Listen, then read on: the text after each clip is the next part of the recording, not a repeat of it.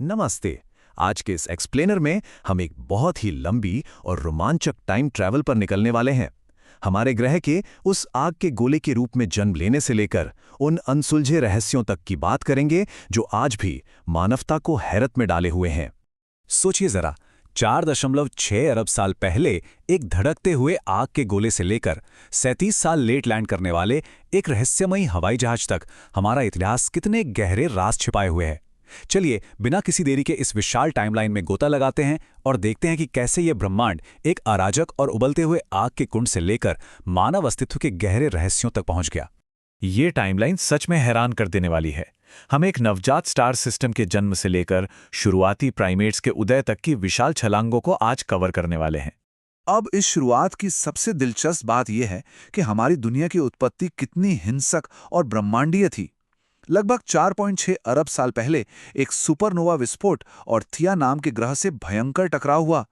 मतलब धूल, गुरुत्वाकर्षण और अकल्पनीय गर्मी के उस तूफान से हमारी पृथ्वी और उसके चंद्रमा का जन्म हुआ था, बिल्कुल किसी साइफाई मूवी की तरह। भाग 1, स्तनधारी जीवन, राख से उदय। चलिए अरबों साल आगे छलांग लगाते हैं और उस प्रलयंकारी मोड़ पर आते हैं जिसने इस पूरे ग्रह की बायोलॉजिकल दिशा को हमेशा के लिए बदल कर रख दिया। आज से करीब 66 मिलियन साल पहले एक विशाल एस्टेरॉयड पृथ्वी से टकराया। इस टक्कर में लाखों परमाणु बमों जितनी ऊर्जा थी और इसका नतीजा, पृथ्वी का 75% जीवन पूरी तरह से नष्ट हो गया और पूरी दुनिया राख के एक दम घोंटू समुंदर में डूब गई। यहाँ सबसे कमाल की बात यह है कि जहाँ 15 करोड़ साल तक राज करने वाले विशाल और ताकतवर डायनासोर पूरी तरह से खत्म हो गए, वहीं स्क्रिबलर्स कहलाने वाले छोटे, कमजोर और बालों वाले स्तनधारी जीव यानी मैमल्स जमीन के नीचे बिलों में छिपकर अपनी जान बचाने में कामयाब रहे। वे राख और कीड़े मकोड़े खाकर जिंदा रहे और सच माने तो अंततः यही छोटे जीव पूरी मानव जाति के पूर्वज बने।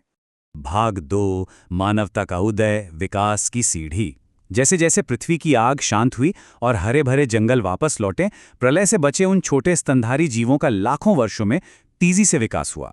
यहीं पर इवोल्यूशन ने एक बहुत बड़ा मोड़ लिया और खुद को अन्य प्राइमेट से सचमुच अलग कर लिया। 1974 में इथियोपिया में खोजी गई 32 लाख साल पुरानी लूसी एक ऐसी मिसिंग लिंक थी जो इंसानों की तरह सीधे पैरों पर चलती थी, लेकिन उसमें वानरों की तरह पेड़ों पर चढ़ने की क्षमता भी पूरी तरह से मौजूद थी। ये देखना बेहद दिलचस्प है कि ये बायोलॉजिकल सीक्वेंस कैसे आगे बढ़ा। पेड़ों पर रहने वाले प्राइमेट से शुरू होकर 32 लाख साल पहले सीधे चलने वाले ऑस्ट्रेलोपैथिकस, फिर 25 लाख साल पहले औजार बनाने वाले होमो हैबिलिस और अंततः 3 लाख साल पहले आज राज करने वाले बड़े दिमाग वाले आधुनिक होमो सेपियंस तक का सफर। ये समझना सच में अद्भुत है। प्रजातियों की साइंटिफिक उत्पत्ति को समझने के बाद अब इस एक्सप्लेनर में एक बहुत बड़ा और रहस्यमयी मोड़ आने वाला है। क्या होता है जब मानव इतिहास लॉजिक को ही चुनौती देने लगे? चलिए उन गहरी विसंगतियों और रहस्यों की ओर बढ़ते हैं जिन्हें सुलझाने में तर्क और विज्ञान आज भी संघर्ष कर रहे हैं। भाग 3, प्राचीन रहस्य, अतीत की पहेलियां। अब प्रवेश करते हैं उस अज्ञात और मनोरम दुनिया में जहां प्राचीन कलाकृतियां और संरचनाएं आधुनिक युग के सबसे महान दिमागों को भी चकरा देती हैं। 1912 में इटली के एक पुराने मठ में खोजी गई वॉयनिच मैन्युस्क्रिप्ट, 600 साल पुरानी और 240 पन्नों की ये किताब क्रिप्टोग्राफी का एक ऐसा दुस्सपना है जिसे ना तो दुनिया के शानदार इतिहासकार और ना ही आज की एडवांस आर्टिफिशियल इंटेलिजेंस डिकोड कर पाई है। इस किताब की अजीबोगरीब बातों पर गौर करें तो दिमाग घूम जाता है। कार्बन डेटिंग से पता चलता है कि ये 1400 के दशक की है, लेकिन इसकी लिपि दुनिया की किसी भी ज्ञात सभ्यता से मेल ही नहीं खाती। इसमें ऐसे पौधों के चित्र हैं जो पृथ्वी पर मौजूद ही नहीं हैं। अजीब हरे तरल पदार्थ में नहाती महिलाओं के स्केच हैं और ऐसे कॉम्प्लेक्स ज्योतिषीय नक्शे हैं जिनके बारे में उस समय के मध्ययुगीन यूरोप को कोई जानकारी ही नहीं थी। ये पूरी तरह से एक अनसुलझी पहेली है। क्या ये एक एडवांस मेडिकल गाइड है, कोई बहुत बड़ा धोखा है, या फिर किसी एलियन सभ्यता का संदेश?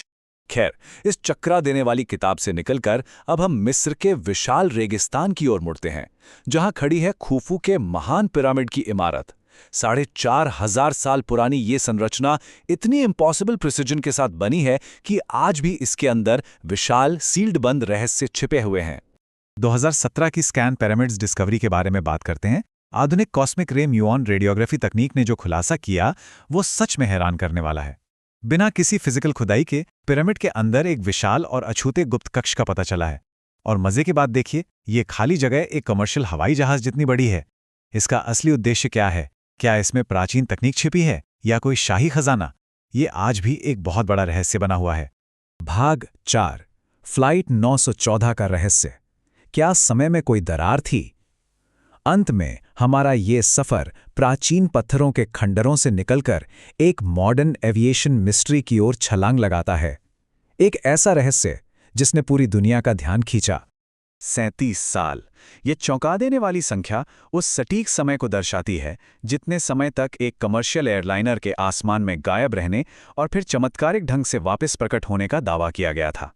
जरा 1992 में कराकास वेनेजुएला के उस एयर ट्रैफिक कंट्रोलर के खौफ की कल्पना कीजिए, जब राडार पर अचानक कहीं से एक पुराना डगलस DC-4 विमान प्रकट हुआ और रेडियो पर यह संदेश गूंजा, ये पैन एम फ्लाइट 914 है, न्यूयॉर्क से मियामी लैंडिंग की अनुमति चाहते हैं। रोंगटे खड़े कर देने वाला पल था वो। इन दावों की डिटेल्स इतनी सटीक थीं कि जनता के एक बहुत बड़े हिस्से को यकीन हो गया था कि समय में सचमुच कोई दरार आ गई है। बताया गया कि विमान में मॉडर्न नेविगेशन सिस्टम नहीं था।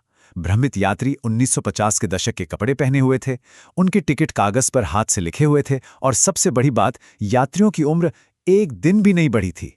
इसके बाद घबराए हुए पायलट ने अचानक फिर से उड़ान भरी और विमान हमेशा के लिए गायब हो गया।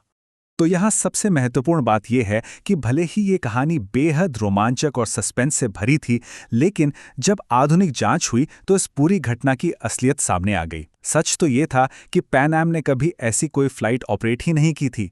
ये पूरी कहानी अमेरिका के एक local tabloid weekly world news द्वारा अपनी अखबार की प्रतियां बेचने के लिए गढ़ी गई एक बहुत ही चालाक और मनगढ़ंत कल्पना थी। अब जैसे ही ये एक्सप्लेनर अपने अंत की ओर पहुंचता है, ये पीछे एक बहुत ही गहरा सवाल छोड़ जाता है। अगर अखबार की एक मनगढ़ंत कहानी हमारी वास्तविकता की धारणा को इस तरह मोड़ सकती है, तो पृथ्वी की इस महाकाव्य जैसी टाइमलाइन में ऐसे और कितने सच हैं जो पूरी तरह से फिर से लिखे जाने का इंतजार कर रहे हैं। मानवता ने विकास की विशाल समय रेखा को तो समझ लिया है, लेकिन आज भी हम उस अज्ञात के आकर्षण के सामने पूरी तरह से असहाय हैं। इसी सोचने पर मजबूर कर देने वाली पहेली के साथ आज की यह चर्चा यहीं समाप्त होती है।